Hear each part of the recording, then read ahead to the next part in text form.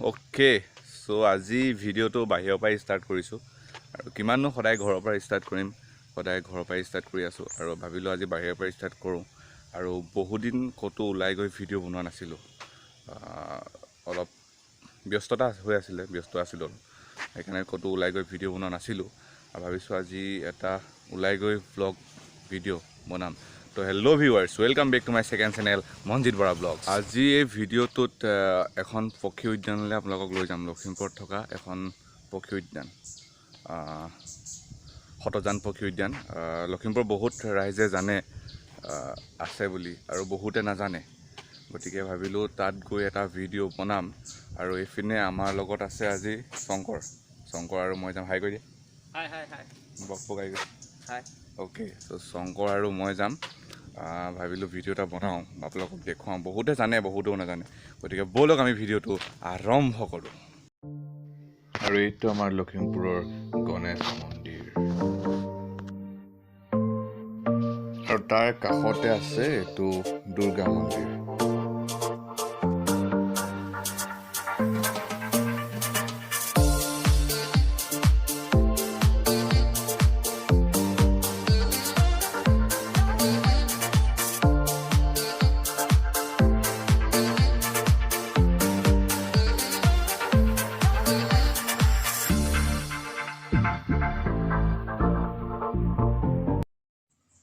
আৰু আমি এইফালেদি সোমাই গ'লেই পামগৈ শতজান পক্ষী উদ্যান আৰু আমি আহি পালোহি যিটো কেমিনৰ ৰাস্তা তাৰ সোঁ চাইডে সোমাই আহে আৰু ইয়াত চাইনবোৰ্ড মাৰি থোৱা আছে দিছোঁ ইয়াত চাইনবোৰ্ড মাৰি থোৱা আছে শতজান পক্ষী উদ্যান আৰু এই ৰাস্তাটোৱেদি অলপ আগত গ'লেই পায়গৈ ব'লক আৰু এইখনেই শতজান পক্ষী উদ্যান চাওক ইয়া ৰাতিপুৱা বেলা ইয়াত যথেষ্ট চৰাই পৰি থাকে কিন্তু এতিয়া ইমানখিনি নাই হ'লেও অলপ আছে তাকে আপোনালোকক দেখাব চেষ্টা কৰিম আৰু এইখন হৈছে ৰঙা নদীখন এইখন ৰঙা নদী তাৰ কাষতে এইখন শতজান পক্ষী উদ্যান এইবোৰ চাওক চৰাই বনাই আছে যথেষ্ট পৰি আছে বহুত দূৰলৈকে আহিছে মোবাইলত ইমান কভাৰ হোৱা নাই এইবোৰ চাওক এইখনে হৈছে শতজান পক্ষী উদ্যান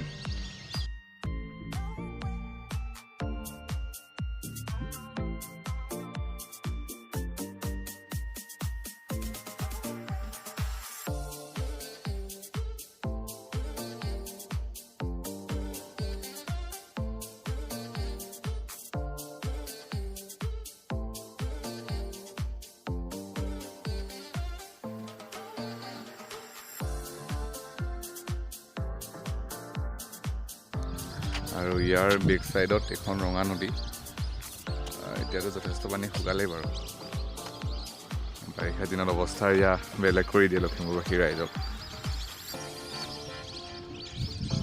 আৰু কোলা হৈ গ'ল এনেকৈ বেক চাইডত যাব লাগিব আৰু ইয়াত ৰাতিপুৱা বেলা যথেষ্টখিনি চৰাই পৰি থাকে যথেষ্টখিনি চৰাই পৰে আৰু এতিয়া কমেও 11টামান বাজিলে এতিয়া ইমানখিনি চৰাই নাই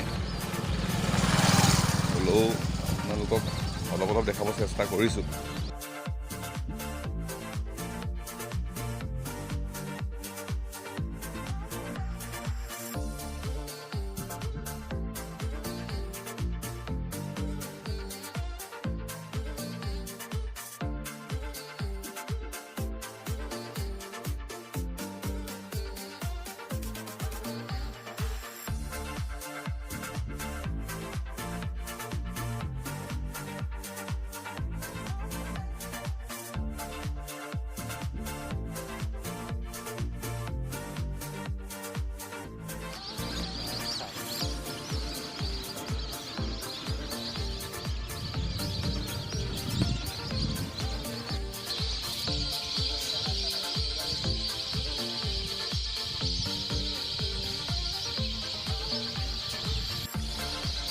Wow.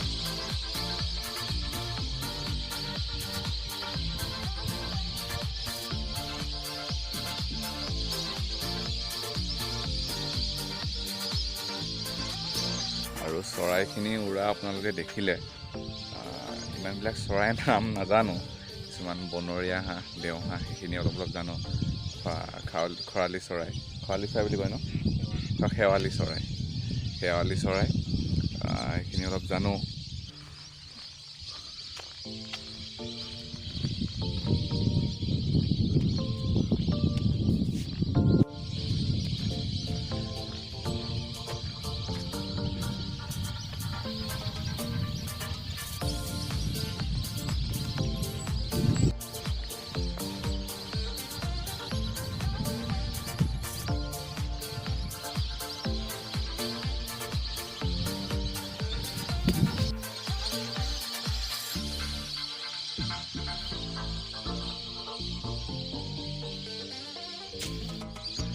আৰু চৰাইখিনি মাত আপোনালোকে নিশ্চয় শুনি আছে। মানে অহাৰ পৰা লক্ষ্য কৰি আছোঁ চৰাইখিনি ভালকৈ পৰিয়ে থকা নাই, উৰিয়ে আছে। ভিডিঅ' বনাবলৈ আহিছোঁ কাৰণে নে কি নে নাজানো, গোটেই চৰাইখিনি ইফালৰ পৰা পৰি আহি সিফালে পৰেহি, সিফালৰ পৰা পৰি আহি সিফালে পৰেহি। আৰু মোৰ বেক চাইডত আছে এখন ট্ৰেইনৰ দলং, তাৰ ফ্ৰণ্টতে এখন ফটোজান পক্ষী উদ্যান। আৱাজটো শুনকচোন, চৰাইবিলাকৰ আৱাজটো কি ধুনীয়া লাগিছে।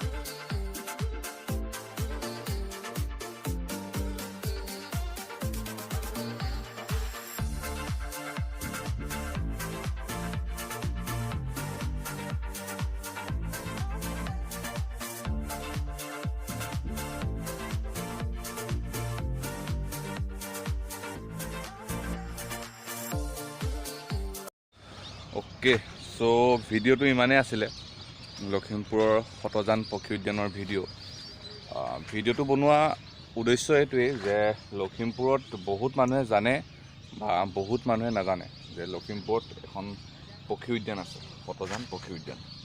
আৰু চৰকাৰে আগতে কোনো ধৰণৰ পদক্ষেপ লোৱা নাছিলে, এবাৰ লৈছে বুলি শুনিছোঁ। যদি সঁচাকৈ লৈছে তেন্তে নিশ্চয় ভালেই কথা হ'ব, পক্ষী উদ্যানখন ভাল হৈ থাকিব। আমাৰ লখিমপুৰবাসী ৰাইজৰ কাৰণে এটা ভাল খবৰ হ'ব এইটো।